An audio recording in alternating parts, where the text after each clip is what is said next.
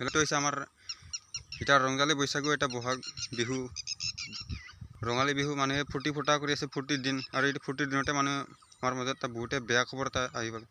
বহুতে বেয়া এটা ঘটনা হৈ গ'ল কেইজনমান মানুহ এটা মানে গহপুৰ নে লখিমপুৰ সিপিনে মানে কিহত বা ট্ৰেক্টৰত নে কিহত বা এক্সিডেণ্ট হৈছে এনেকুৱা বৈশাগুৰ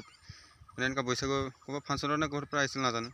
তো মানে ট্ৰেক্টৰটোৱে পূৰা এক্সিডেণ্ট হৈছে আৰু মানুহটাকে বহুত মানে চোট পাইছে বহুত ধৰণৰ চোট পাইছে তো আপোনালোকে দেখাই পাইছে ফটোকেইখন ফেচবুকত এতিয়া বহুত বেছি ভাইৰেল হৈ আছে এই ভিডিঅ'টো তো বহুত বেয়া লগা কথা এটা ইমান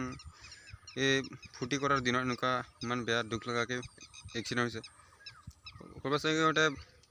নাচিব গৈছিল নেকি মানুহৰ ঘৰে ঘৰে নহ'লে হয়তো ফাংচনবিলাকত গৈছিল নেকি